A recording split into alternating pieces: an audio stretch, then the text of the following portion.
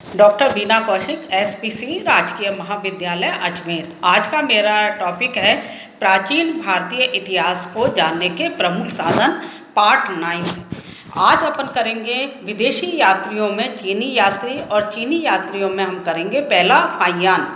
फाहियान जो चीनी यात्री था उसने भारत की यात्रा की, और ये लगभग 399 ईस्वी से लेकर और 414 ईस्वी तक इसने भारत की यात्रा की। अपने देश से चलकर, चीन से चलकर ये भारत आया और भारत से वापस चीन चला गया।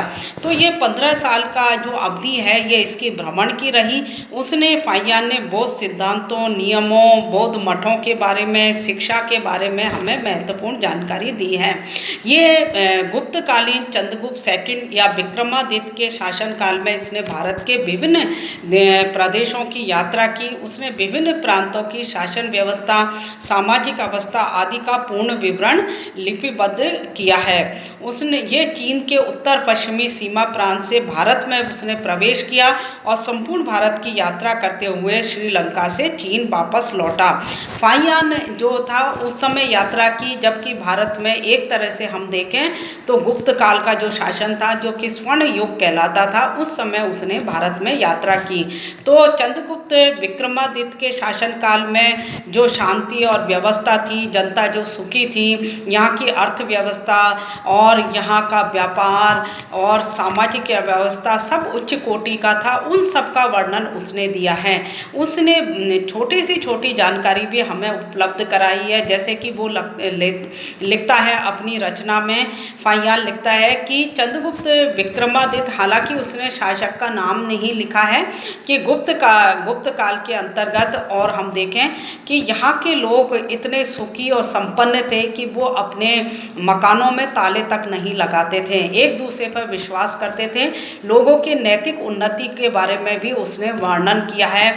यहाँ के लोग बहुत शाकाहारी थे, प्याज लहसुन का भी प्रयोग नहीं करते थे, मद्यपान का भी नहीं करते थे, कोर्ट कचहरी में भी विश्वास नहीं करते थे। तो इस प्रकार से एक विदेशी यात्री के द्वारा भारत की जनता के बारे में, जो उनके नैतिक मूल्यों के बारे में, यहाँ की सुखी संपन्नता के बारे में जो वर्णन दिया है वो बहुत ही मूल्यवान है और समकालीन वर्णन है, आंखों देखा वर्णन है। एक विदेशी यात्री भारत में आ रहा है, भारत के विभिन्न प्रदेशों की यात्रा कर रहा है, उत्तर से लेकर और दक्षिण भारत तक वो प्रवेश करता है भारत में, और यहाँ विभिन्न स्थानों पर घूम घूम कर लोगों से पूछकर वो जानकारी जुटाता है। तो ये जानकारी, गुप्तकालीन जानकारी जो है बहुत ही मूल्यवान है, महत्वपूर्ण है और गुप्तकालीन इतिहास के बारे में हमें उपलब्ध कराती है। तो फाहियान का विवरण हमारे लिए बड़ा ही महत्वपूर्ण है। उसके बाद दूसरा महत्वपूर्ण यात्री आता है हेनसांग। हेनसांग 629 ईस्वी से लेकर और 645 ईस्वी तक उसने भारत में यात्रा की।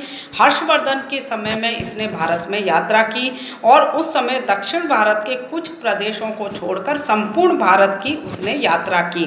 उसने पश्चात देशों का इतिहास नामक, जो कि सीयूकी के नाम से जानी जाती है, की ग्रंथ की रचना की। उसने हर्षवर्धन के समय, जो कि हम देखें 606 से 648 तक का जो समय है, उसके समय में उसने यात्रा की और हर्षवर्धन के दरबार में भी वो कुछ समय तक रहा और हर्षवर्धन के बारे में जानकारी उसने दी है।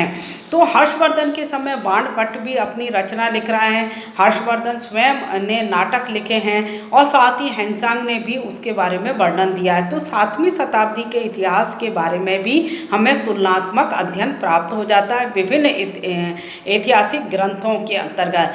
तो हेनसांग ने मुख्य रूप से हम देखें तो यहाँ की राजनीतिक व्यवस्था, सामाजिक स्थिति, धार्मिक अवस्था आदि का वर्णन तो दिया ही है, और इसके साथ साथ सबसे महत्वपूर्ण वर्णन वो शिक्षा के बारे में देता है। और उसने नालंदा विश्वविद्यालय के बारे में महत्वपूर्ण जानकारी दी है।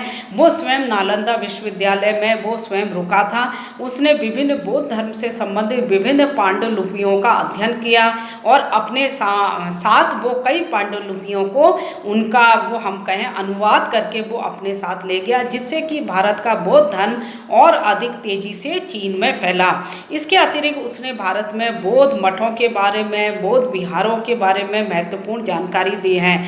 नालंदा के बारे में जो उसने जो जानकारी दी है, जो कि हमारे लिए बहुत ही मूल्यवान है, कि नालंदा के बारे में वो बताता है कि ये विश्व स्तर का विश्वविद्यालय था और यहाँ पर प्रवेश के लिए विद्यार्थियों को एक प्रवेश शिक्षा के लिए एक परीक्षा देनी पड़ती थी। उस परीक्षा में पास होने के बाद ही उस विश्वविद्यालय में प्रवेश मिलता था। इसके अलावा नालंदा का ढांचा किस प्रकार से बना हुआ था, वहाँ का उसने सभा भवन, परीक्षा का हम कहें परीक्षा का वातावरण किस प्रकार का था और कौन कौन से विद्वान थे उनके नाम दिए हैं। इसके अलावा वो लिखता है कि यहाँ पर पढ़ाने के लिए विभिन्न देशों से यहाँ से जो अध्यापक आते थे वो बड़े ही योग्य होते थे, विद्वान होते थे और विद्यार्थियों में वाद विवाद की प्रथा थी। किसी भी विषय पर वो वाद विवाद होता था, उसके बाद ही निर्णय होते थे।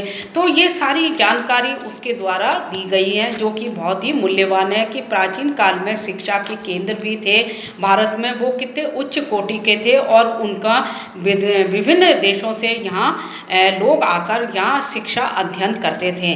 वो भी एक महत्वपूर्ण जानकारी है। इसी प्रकार से उसने अगला यात्री जो हम देखें इत सिंह है, वो 673 से लेकर 673 से लेकर 695 तक उसने भारत की यात्रा की।